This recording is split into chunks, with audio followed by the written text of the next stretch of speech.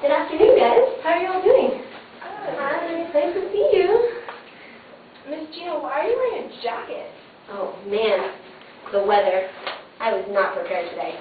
So, I was at home, and I had this graph.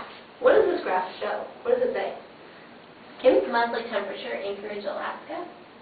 So, I thought I would know what temperature it was. But I looked at this, and I didn't understand anything. So, it's not really cold out today, is it?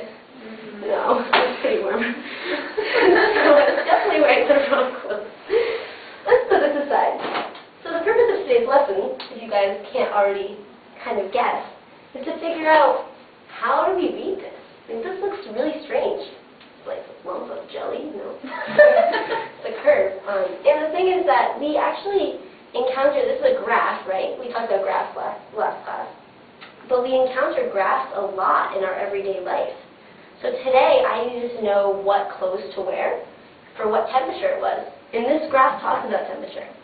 But also I have examples of other graphs. For example, my tomato plant at home. Like, how much did it grow? I wanted to see that, and I don't know how much water to give it because I don't know how tall it's going to grow. Or also this graph, for example, shows population change. So how many people are moving into cities? How do we know how many houses to build for people? So there's all these big questions, and scientists and people in general often put all of that information into these pictorial representations called graphs. So we have these graphs, right? But like, that was pretty complicated.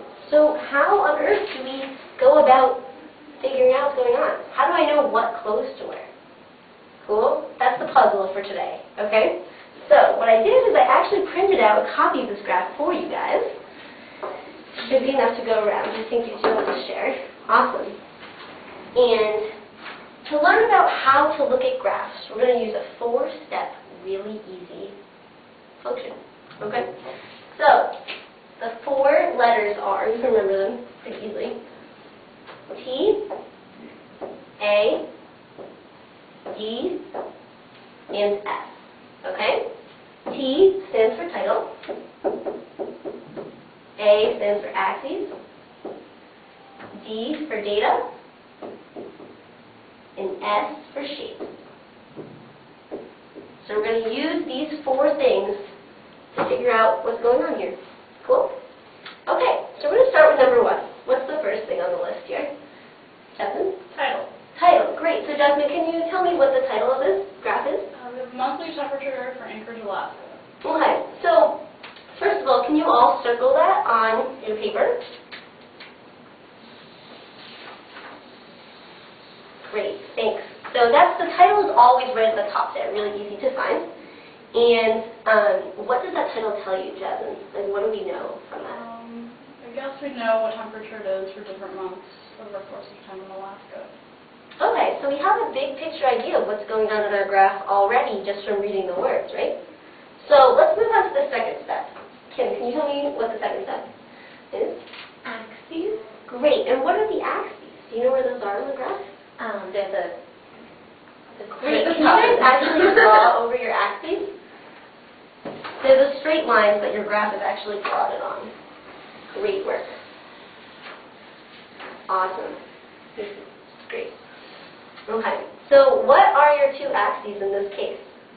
What's on your bottom one, Dan? The bottom one is your month in each one, and then those are each month of the year. Okay, so like what is this, for example? February. Okay, and then this one would be? August. Great, so this looks like we're moving from winter, January, February, into spring, right? And then August is in the summer, and back into December. Does that make sense? So that's what the bottom's talking about. And then what about this one, Hannah? Temperature. Okay. Can you tell me a little bit more? Do you have more numbers on your graph here? Yeah, the temperature here it's in Fahrenheit. Okay. So higher on the graph is a warmer temperature and lower on the graph is colder. Perfect. Great, guys. So now that we understand how our 2 axes work, we're actually going to look at these last 2 points. So we're going to look at data and shape. So that means finally we can jump into the middle of the graph. Cool? And it doesn't need to be scary anymore because we understand all the stuff that's going on around it. So let's take a look at this curve.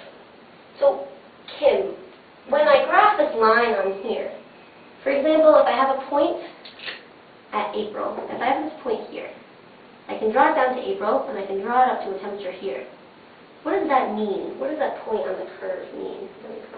Yeah, so that means that at April, Mm-hmm. it's the temperature, whatever it would be labeled on the temperature axis. Let's say it's 50 degrees.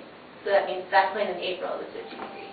Great, okay. And so let's also look at the big shape of the graph. So from February to May, Jasmine, which way are we going? The graph is moving upwards, so that means temperature is increasing. Okay, so temperature is increasing, and does that make sense? Why? What's happening from February to May? We're going from winter to spring. Okay, so we're moving into spring, and we're getting warmer. Does that make sense? Yeah. So wow, look at this graph. Actually shows, boop, there we go, up with the temperature, okay? And then, Dan, what's going on over here? It's kind of flat, but it's pretty high. So what does that mean? Yeah, it means that you've kind of reached the peak of the summer, and it's about as hot as it's going to get, and so it levels off. Great. Okay, so it's pretty high, meaning the temperatures are high or low? Very high. It's The hot. temperatures are very high, it's very hot, which makes sense in June. Okay? And then also, can you just describe the rest of the changes, like on this side of the graph? So starting in, it looks like July, it starts getting cooler. So the temperature decreases and the graph will slope down. Great. And then, do you want me to keep going? Yeah. And then at the end, it kind of reaches a low temperature and stays there throughout the fall and winter.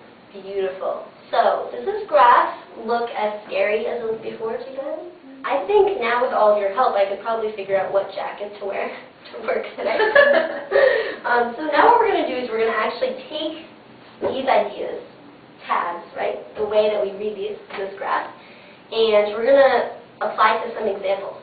So can I have you break into groups?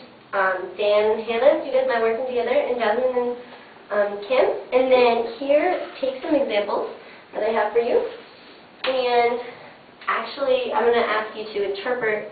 You're going to go through and circle the title, the axes, and then talk about the data and the shape, okay? And then the axes. How are you guys doing? Oh, that looks great. See? I like the different colors. And what do the axes mean in this case? This is a complicated graph. Okay, This is this what's one. happening. What if you look at the title? Look at the title first. Axes, Good. so this is So total one use week, case and and then then a tablet. 12 days. So Okay. So And this then must be looks like we got the number of people that go to your theater. That's doing. Does it make sense? Yeah. What yeah. It looks like what's going on here? as you go further in time, the Mhm. tomato plant grows higher and higher, Mhm. and pretty steady rate. Yeah. Okay, that's where they got the news.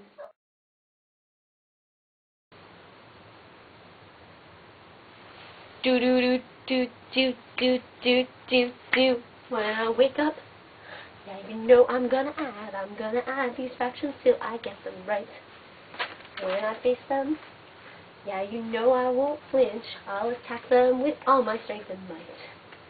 And I will add any fraction, yeah, and I will add 500 more. I won't run away from any fraction, let them knock on my front. Now let's say we take 1 over 2. Now let's add that bad boy to 3 over 4. 1/2 of my mom's homemade apple pie, plus 3/4 of my neighbor's cake next door. To combine them, we find one special number that we call the common denominator. In our case, we have numbers 2 and 4, so we choose 4 because 2 and 4 go into 4. Now I will add any fractions, yeah, and I will add 500 more. I won't run away from any fraction, let them knock on my front door. So now listen, we have matched our bottom numbers. And now that's all that's left to tackle is the top. So remember, change the top just like the bottom. Add your tops and keep your bottoms, and let's stop. And don't stop. So, and I will add any fraction, yeah, and I will add 500 more. I won't run away from any fractions, let them knock on my front door. When I wake up, I know I'm gonna add. I'm gonna add these fractions till I get them right. When I face them, yeah, I know that I won't flinch. I'll attack them with all my strength and might. They're wondering.